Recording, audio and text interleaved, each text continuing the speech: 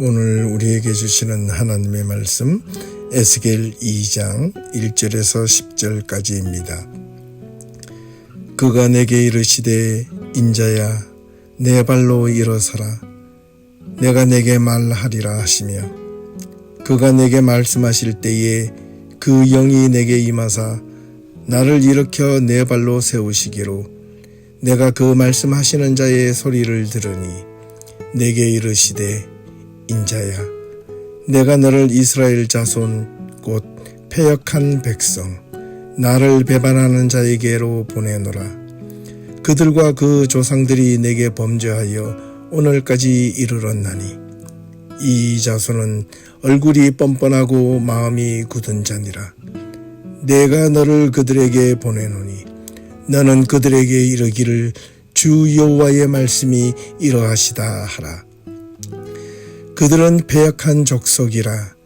그들이 듣든지 아니 듣든지 그들 가운데에 선지자가 있음을 알지니라. 인자야 너는 비록 가시와 찔레와 함께 있으며 전갈 가운데에 거주할지라도 그들을 두려워하지 말고 그들의 말을 두려워하지 말지어다. 그들은 패역한 족속이라도 그 말을 두려워하지 말며 그 얼굴을 무서워하지 말지어다. 그들은 심히 패역한 자라. 그들이 듣든지 아니 듣든지 너는 내 말로 고할지어다. 너 인자야 내게 이르는 말을 듣고 그 패역한 족속같이 패역하지 말고 내 입을 벌리고 내가 내게 주는 것을 먹으라 하시기로 내가 보니 보라 한 손이 나를 향하여 퍼지고 보라 그 안에 두루마리 책이 있더라. 그가 그것을 내 앞에 펴시니 그 안팎에 글이 있는데 그 위에 애가와 애국과 재앙의 말이 기록되었더라. 아멘. 안녕하십니까? 박세종 목사입니다. 오늘도 변함없이 이 수요 말씀을 통하여 우리 예배교회 모든 성도님들의 삶과 신앙 가운데 또 귀한 말씀을 통하여 하나님의 은혜가 더욱더 넘치기를 간절히 기원합니다. 오늘 말씀의 제목은 선지자 에스겔의 소명입니다. 이 선지자 에스겔을 통하여 우리가 함께 또 귀한 말씀을 듣게 될 텐데요. 이 에스겔 선지자는 구약 성경에서 예언자 중에 대선지서라는 부분에 속합니다. 예를 들면 이사야, 예레미야, 그리고 에스겔, 그리고 하나를 더 붙인다면 다니엘까지 이렇게 또 한 크게 네 인물을 대선지서라고 말을 하기도 합니다. 지난주까지 이 시드기야 왕을 마지막으로 남유다가 멸망하게 된 이유를 설명드린 바가 있습니다. 이 에스겔은 특별히 남유다에서 어떤 시대에 살았고 또 어떻게 선지자로서 살게 되었는지를 오늘 특별히 말씀을 좀 드리고자 합니다. 이 에스겔을 통하여 우리 각자의 신앙뿐만 아니라 또 우리 예배 신앙 공동체가 어떤 신앙을 가지고 함께 하나님의 은혜 가운데 살아야 될지를 함께 말씀을 나누어 보고자 합니다. 이 에스겔 선지자는 특별히 이 제사장 부시의 아들로 유다왕 요시야 때에 태어났던 인물입니다. 그러고 보면 이 요시야 왕 때 이 에스겔이 났다면 이 요시야 왕 때부터 여호아하스 그리고 여호야김, 여호야긴 그리고 마지막 시드기야 왕까지 이 비온의 남유다에 멸망하는 마지막 부분을 함께 몸소 경험했던 인물이라고 말할 수 있겠습니다. 어찌되었든 이 제사장 부시의 아들로 요시야 왕 때에 출생하여 특별히 제2차 바벨론 포로로 끌려가던 주전 약 597년경에 남유다 여호야긴 마지막 시드기야 왕보다 한 단계 위에 있던 여호야긴 왕과 함께 또 많은 고관들과 함께 바벨론으로 포로가 되어 끌려갔었습니다. 이 내용이 열왕기하 24장 8절에서 17절까지 그 내용이 기록되어져 있습니다. 이때 왕과 태우 왕비를 위시하여 나라의 모든 고관과 또 용사, 공장, 그리고 대장장이든 아주 유명한 어떤 직공들과 함께 약 1만여 명이 포로로 끌려갔었던 2차 바벨론 포로기에 이 에스겔도 함께 바벨론으로 끌려갔었습니다. 이 여호야긴 이후에 왕위를 마지막으로 계승한 이 시드기야 왕은 특별히 이러한 사실을 알고 바벨론에 오히려 순응하지 않고 반기를 듭니다. 이런 모습을 통하여 지난주에 우리 함께 잠시 시드기야와 함께 더불어 살펴보았던 이 예레미야 선지자가 이 시드기야를 향하여 끝까지 바벨론에게 항복하라고 요청을 하지만 끝끝내 이 시드기야 왕은 예레미야 선지자의 그 목소리를 예언을 듣지 않고 거절합니다. 그리하여 이 시드기야 왕은 바벨론에게 반기를 들고 오히려 무너져가는 이 애굽에게 편에 서서 그들과 함께 이 바벨론 제국을 어떻게 대항하려 했다가 그만 바벨론에 의해서 예루살렘이 포위가 되고 그리고 이 포위가 된 상태에서 이 시드기야 이스라엘 백성들의 모든 군대들이 도망가는 바람에 시드기야와 그의 아들들이 함께 도망가다가 함께 무기토에서 어떻게요? 이 자식들이 붙잡혀서 그리고 이 느부갓네살 왕 앞에 잡혀와서 이 시드기야 왕이 보는 앞에 그 사랑하는 두 아들이 죽임을 당하고 시드기야 왕도 눈이 뽑힌 채로 바벨론으로 끌려가서 또 그 감옥에서 살다가 죽었다는 것입니다. 그것이 지난주에 제가 말씀드린 내용입니다. 이보다 앞서서 여호야긴 왕 때 이 여호야긴 왕이 바로 바벨론에 또한 저항하다가 바벨론에게 붙잡혀서 또 함께 많은 고관들과 그 수많은 어떤 이스라엘의 아주 직공들과 함께 약 1만여 명이 바벨론으로 2차의 두 번째로 끌려갈 때 이때 에스겔도 함께 포로로 끌려가서 바벨론에서 살았다는 것입니다. 어찌되었든 이 시드기야 왕을 마지막으로 남유다는 이제 끝이 나게 되었습니다. 그 전에 이 에스겔은 이미 두 번째 포로 기간에 바벨론으로 끌려갔다는 사실입니다. 에스겔이 살았던 시대는 그야말로 비극의 절정이었던 시대에 살았던 정말 어떻게 보면 비운의 인물이 아니었는가라는 생각이 들 정도입니다. 적어도 하나님의 제사장이었고 예언자이었던 사람이라면 우리의 일반적인 생각으로는 하나님의 은혜를 많이 받은 자로서 하는 일마다 잘 되어야 하고 하나님의 예언이 선포되는 그 자리에 정말 이적과 기적이 일어나야 되는 그런 상황에도 불구하고 에스겔은 사실 생각보다 달랐던 비운의 인물이 될 수밖에 없었다는 사실입니다. 에스겔이 예언자 또는 제사장의 아들이니 제사장으로 이 땅에 보냄을 받은 것입니다. 제사장의 사명을 다하기는커녕 그는 젊은 나이에 바벨론 포로로 끌려가서 예루살렘 성전에서 제사장 직분을 감당할 수 없었습니다.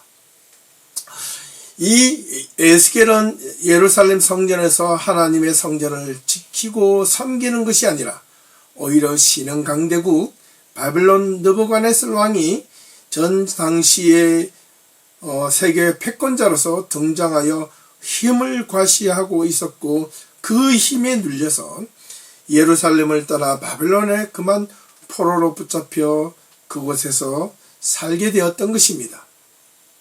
북이스라엘은 이미 패망한 지 아주 오래되었고 이렇게 남유다 왕국도 에스겔이 바벨론으로 포로로 끌려가고 그리고 시드기야 왕이 11년 동안 남유다를 마지막으로 통치하면서 남유다가 멸망하게 되는데 어떻게 보면 시드기야 왕이 통치를 남유다의 왕이 되어서 시드기야 약 5년째 되던 해 아마 그때 바벨론에서 하나님의 이상을 보고 환상을 보며 선지자로서의 역할을 바벨론에서 했던 왕 인물이 바로 이 에스겔이라는 사실입니다. 어찌되었든 이 남유다가 사실 이 패망하게 된 직접적인 원인이 있다면 그것은 히스기야의 왕 아들이자 요시야 왕의 할아버지였던 이 므낫세 왕부터 였다고 우리는 볼 수 있습니다. 사실 이때부터 남유다가 멸망의 징조가 보였습니다. 므낫세 왕이 아주 악한 왕으로서요, 아주 치세를 하나님의 말씀과 성전에 더럽히고 하나님 보시기에 악한 왕으로 무려 55년 동안 나라를 다스렸다면 이 므낫세 왕이 남유다 왕이 멸망하는 첫 동기부여를 했다고 볼 수 있겠습니다. 그나마 이 므낫세 왕의 손자였던 요시야 왕이 왕위에 오르면서 신앙 개혁을 통하여 다시 한 번 더 신앙을 바르게 잘 세워보려고 노력했으나 안타깝게도 일찍 그만 요절하고 말았습니다. 그래서 유다는 사실상 포로기에 접어들기 시작했다고 보아도 크게 무리는 아닐 것 같습니다. 이 요시야의 직계 아들이었던, 그리고 요시야의 손자이었던 마지막 이 4명, 5명의 인물이 바로 마지막 남유다 왕의 계보라고 말할 수 있습니다. 이렇게 하나님의 말씀으로 신앙 개혁을 하려고 했던 이 요시야 왕이었는데, 요시야 왕이 안타깝게도 일찍 요절한 뒤에 요시야의 아들 여호아스, 그리고 여호야김, 그 여호야김의 아들 여호야긴, 그리고 마지막 시드기야, 이렇게 마지막 이 인물들이 그만 마지막 남유다의 마지막 왕들이 되게 되는 비연을 맞게 된 것입니다. 그렇게 본다면 이 요시야 왕이 비록 자신의 때에 신앙개혁을 이루었지만 요시야 왕도 그렇게 자신의 바로 직계 후손들이 마지막 왕조의 마지막이 될 줄을 요시야 왕은 어떻게 알았겠습니까? 사실상 이렇게 요시야 왕 때부터 시작하여 여호아스, 여호야김, 그리고 여호야긴, 그리고 마지막 2차 바벨론 포로로 끌려가기 전에 함께 살았던 자가 바로 이들이었습니다. 그리고 이 에스겔이 바벨론으로 포로로 끌려갔을 때 여호야긴 왕과 함께 많은 고관들과 끌려갔다 했습니다. 바벨론으로 포로로 끌려간 지 약 5년이 지난 뒤에 그가 거주하고 있었던 그발 강변의 델아빕에서 하나님의 환상을 보는 이적을 경험하게 되면서부터 본격적인 예언자로서의 삶을 살게 된 것입니다. 그가 바벨론에서 예언자로서 부름을 받았던 나이가 30세였으니 그로부터 5년 전 이 에스겔이 바벨론으로 포로로 끌려갔을 때 나이가 약 25세였다는 것을 우리는 알 수 있습니다. 에스겔의 아내는 예루살렘이 바벨론 제국인 느부갓네살 왕에 의해서 포위되었을 때 그때 혼란에 틈타서 에스겔의 아내는 예루살렘에서 죽게 되었습니다. 그리고 에스겔 자신은 바벨론으로 포로로 끌려가는 그런 운명을 맞았습니다. 그곳에서 5년이 지난 뒤에 하나님의 환상을 보며 예언을 시작하며 선지자로서의 사명을 감당을 22년 동안 감당하게 됩니다. 그러고 보니 약 22년이면 30살에 이 예언자로서의 사명을 시작했으니 22년이면 약 52살쯤에 한 유대인이 바벨론에서 우상 숭배를 하는 모습을 보고 그를 향하여 비난하고 비판하다가 그만 그곳에서 순교를 당했을 것이라고 대부분 학자들이 보고 있습니다. 그러고 보니 이 에스겔은 약관의 나이 25세에 바벨론으로 끌려가게 되었고 아내는 예루살렘에서 죽었으며 바벨론에서 30세에 부름을 받은 뒤 약 22년간 예언을 하다가 순교자로 알려졌으니 이 에스겔의 인생 자체야말로 그 개인의 사회에서는 그야말로 비극의 시대를 살다가 비극으로 마지막 삶을 살았던 인물이라 말할 수 있겠습니다. 앞서 잠깐 언급했던 우리가 흔히 생각한 이 예언자는 아주 멋있고 정말로 어떤 위험 있는 그런 모습이 이 에스겔에는 아니었다는 것을 우리는 알 수 있습니다. 이 에스겔은 자신이 바벨론에서 포로로 잡혀온 포로 민족의 한사람으로서 포로지에 살면서 포로 동포들을 대상으로 예언 활동을 하였던 사람이었다는 것을 먼저 알 필요가 있습니다. 그의 예언의 전반을 살펴보면 특이하게도 제사장적 예언자가 되어 고난당하는 온 이스라엘 백성들을 향하여 죄에 대한 형벌과 죄에 대한 회개를 부르짖었던 인물이기도 합니다. 포로기에서 절망 가운데 빠져있는 포로 이스라엘 민족들을 향하여 확실히 이스라엘의 미래에 대하여 예언하면서 위로의 선지자로 그의 생애를 다 바친 인물이었습니다. 하지만 그의 개인사는 참으로 고단하고 슬프고 비극적인 인물이라 말할 수 있겠습니다. 하나님의 사람으로 세워지는 데는 어떻게 된 것인지 대부분 이런 사람들이 하나님의 예언자나 대언자로 세워진다는 것을 구약 성경의 그 예언자들의 개개인의 면모를 보면 쉽게 이해할 수 있습니다. 이 에스겔의 삶 속에서는 그럼에도 불구하고 오로지 하나님의 말씀, 하나님의 영이, 하나님의 영광이, 그리고 영광의 환상이 어떻게 임하는지를 설명하는 내용으로 이 에스겔서는 가득 차 있습니다. 우리가 이 에스겔서를 처음에 읽을 때 보면 온통 하나님의 영광과 스랍과 이런 것들이 하나님의 역사와 빛이 내려주고 하나님을 향한 환상이 보여지는 첫 모습을 시작하니까 마치 어마어마하게 아름다운 모습이 비춰지는 것 같지만은 사실 그 환상이 보여지는 그 자리는 포로의 자리요, 절망의 자리요, 죽음의 자리요, 비난의 자리요, 고통의 자리요, 어둠의 자리였다는 사실입니다. 나라를 잃고 돌아갈 곳도 없는 포로로 잡혀와 고난당하며 절망 가운데 하루하루 근근히 살아가야만 했던 이스라엘 자신의 동포, 그 포로민들에게 던져진 이 위로의 환상은 그들에게 새로운 신랄 같은 희망과 꿈을 심겨준 예언자였습니다. 그 중 하나가 바로 에스겔 37장에서 언급하고 있는 민족의 부활입니다.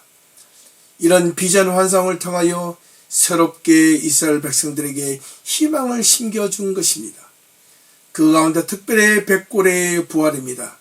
뼈가 다시 일어나고 뼈가 부침을 당하고 다시 솟아있게 되는 그런 환상을 보면서 이스라엘의 회복에 대한 환상을 그들은 보게 된 것입니다. 마침내 그것은 도래할 메시아적 왕국의 환상은 꿈과 희망을 포기하며 살아야 했던 절망 가운데 있었던 포로 이스라엘 민족들에게는 그야말로 새로운 생명수와도 같은 말씀이었고 위로이자 다시 재기할 수 있는 용기를 가지게 하는 내용이 아닐 수 없었습니다.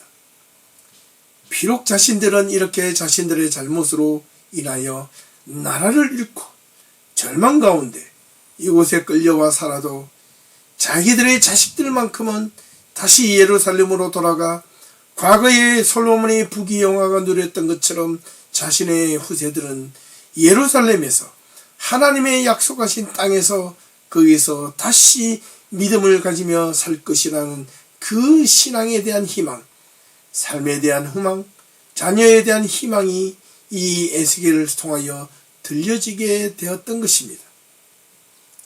이렇게 에스겔의 생애는 하나님의 소명을 받고 바벨론 그발 강가 델 아빕에서 이상 중에 하나님의 부르심을 받고 본격적인 예언자로서 삶을 22년간 살았던 인물이었습니다.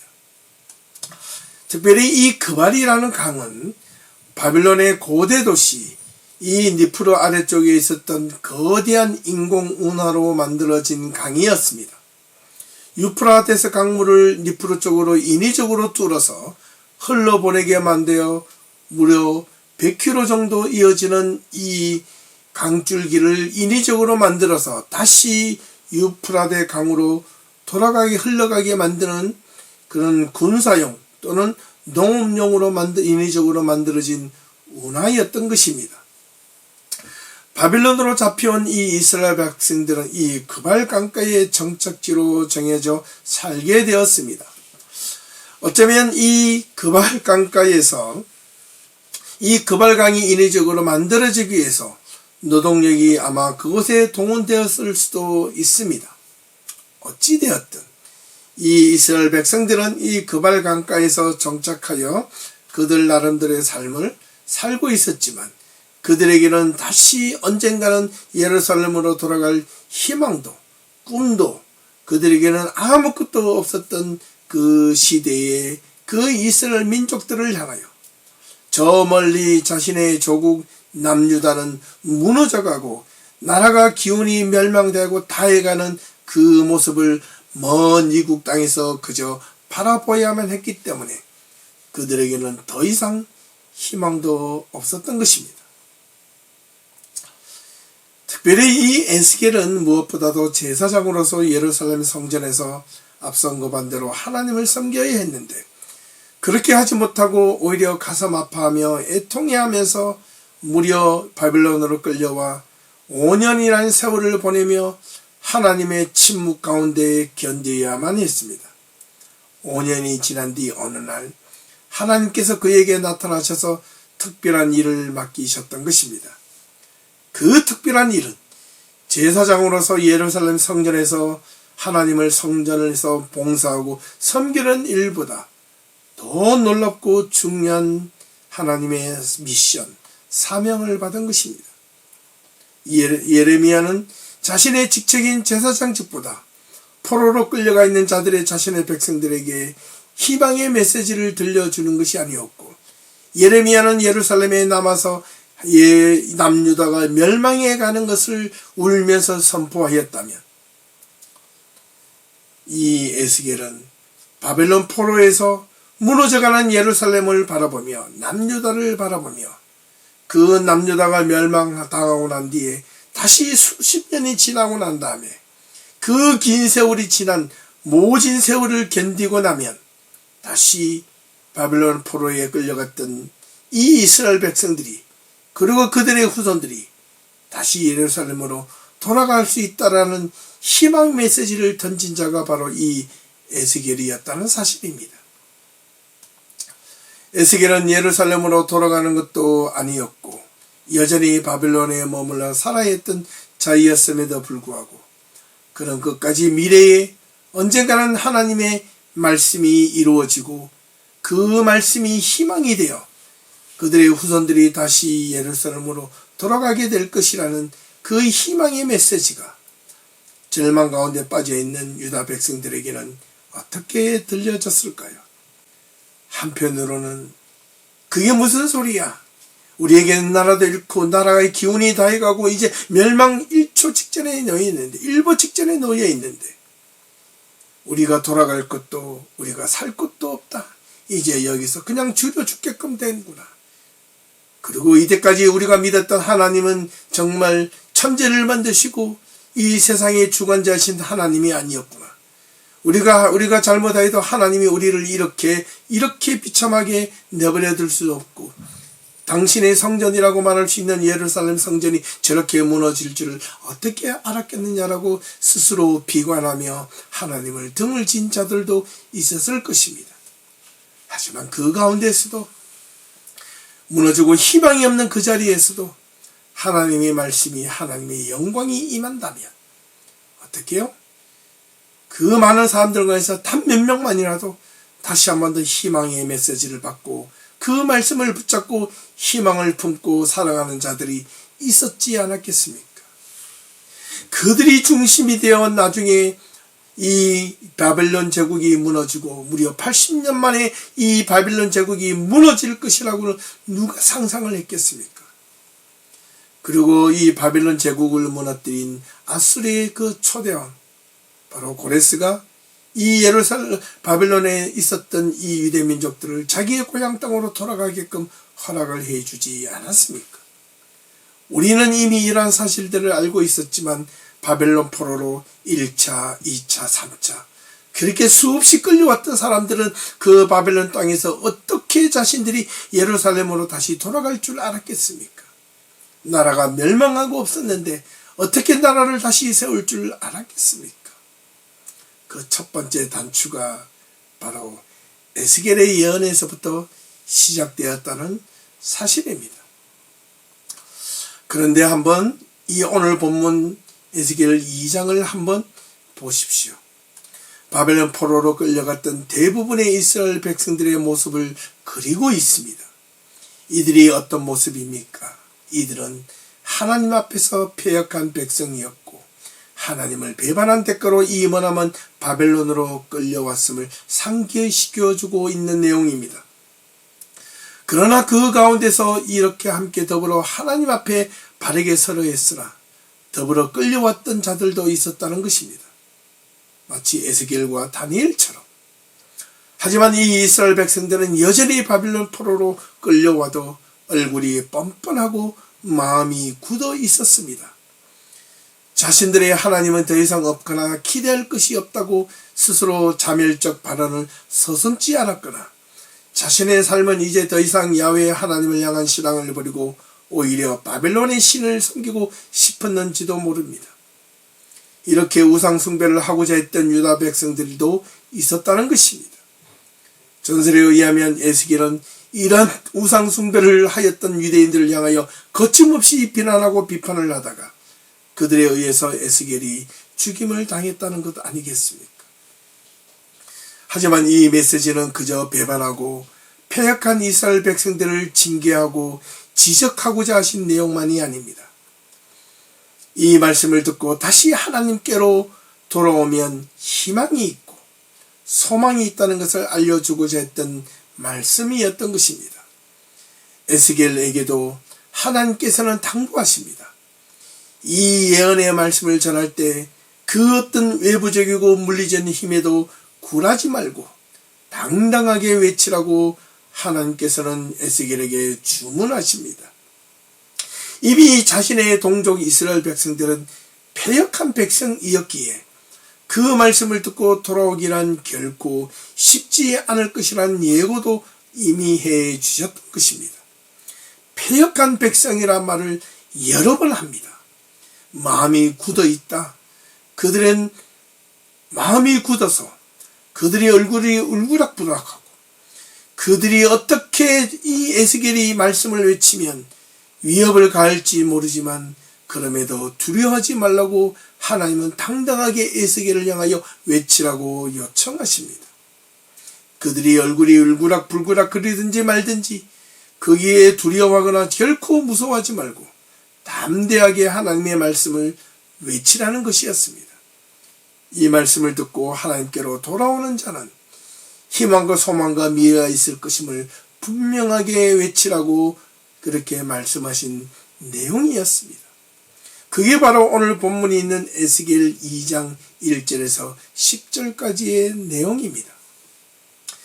여기서 우리가 긴밀히 깨달아야 할 것이 있다면 그것은 바로 하나님의 은혜, 하나님의 영광을 경험한 자에게는 분명 그 자신의 모습도 달라질 것이라는 것입니다.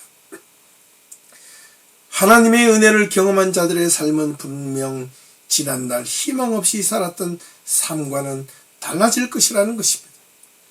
하나님의 은혜, 하나님의 영광은 이 땅에서 살아가는 모든 자들의 삶을 바꿀 수 있다는 것입니다. 우리의 삶이 지금 희망이 없다고 결코 말하지 마시길 바랍니다. 지금 우리의 모습이 지난날 이스라엘이 바벨론 포로로 끌려간 모습처럼 어떠한 희망도 없고 우리의 삶이 그저 그렇게 주어진 대로 살아지라고 낙담하지도 마시기 바랍니다. 하나님의 영광이 머물러 계신 곳에는 그곳에 우리가 있기만 하면, 아니 우리가 있는 곳에 하나님의 영광이, 하나님의 은혜가 있기만 하면 우리의 삶도 분명 달라질 것입니다. 저는 이 에스겔의 말씀을 읽으며 우리에게 임하시는 하나님의 영광을 우리 모든 예배 성도님들이 경험해 보실 수 있기를 간절히 소망합니다.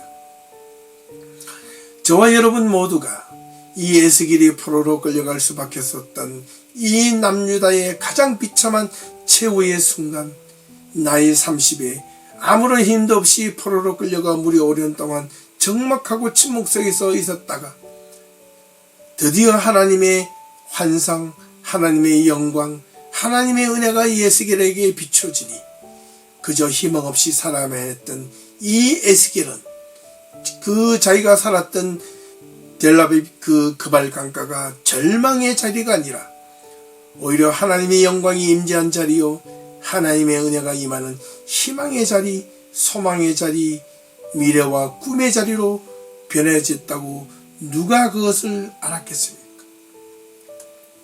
사랑하는 우리 예비 성도 여러분, 지금 우리가 섬기고 있는 이 예비 공동체, 이 예배의 자리, 이 공동체의 자리가 어떻게 여러분의 눈에 비추어지고 있습니까? 희망이 없어 보이고 절망이 가득해 보이십니까? 아니면 이 자리에 능력의 자리, 새로운 소망의 자리, 희망의 자리가 될지 어떻게 알 수 있겠습니까? 세상 사람들은 이 자리를, 빈 자리를 보고 아무런 희망이 없다고 말할 수 있을지 모르나 믿음의 눈으로, 말씀의 눈으로, 희망의 눈으로 바라본다면 이 자리가 하나님의 영광이, 하나님의 은혜가 임하는 자리가 될 줄로 믿습니다. 우리 예배 공동체 모든 성도들에게 하나님의 은혜가 임하는 자리가 되기를 간절히 주님의 이름으로 축원합니다. 그럴 때 하나님의 말씀, 이 하나님의 말씀이 우리 가운데 임할 수 있고 역사할 수 있습니다. 그때 우리는 새로운 신앙의 경험을 또다시 할 수 있고 그 신앙의 경험이 우리를 다시 한 번 더 힘차게 우리 예배교회를 분명하게 온전하게 하나님께서 세워 가실 줄로 믿습니다. 우리 예배 성도님들의 삶의 자리가 스스로 바라보기에 별 의미 없는 자리가 아니라 하나님이 함께 하시는 모든 자리가 바로 희망과 소망의 자리, 꿈의 자리, 비전의 자리가 되어질 줄 믿습니다. 믿음의 성도들은 이 꿈과 희망을 혼자 스스로 상상하는 비전이 아니라 하나님이 직접 함께 하시고 비전을 듣는 그런 신앙의 자리가 되고 그리고 꿈의 자리가 만들어지기를 주님의 이름으로 축원합니다. 이 에스겔의 소명은 이렇게 시작되었다는 것을 우리가 분명히 알고 비록 미천하고 절망의 자리가 희망의 자리로 바뀌어진 그 자리가 에스겔의 자리였던 것처럼 우리 예배 성도님들이 한 분 한 분이 이 에스겔과 같은 그런 꿈의 자리로, 희망의 자리로, 은혜의 자리로, 소망의 자리로, 영광의 자리로 만들어갈 수 있는 모든 성도님들이 다 될 수 있기를 간절히 축원하오며 오늘 말씀을 마치도록 하겠습니다. 남은 한 주간 동안 믿음 위에서, 은혜 안에서, 말씀 안에서 기쁨으로 살아가는 모든 성도님들의 삶이 될 수 있기를 간절히 기원합니다. 감사합니다. 고맙습니다.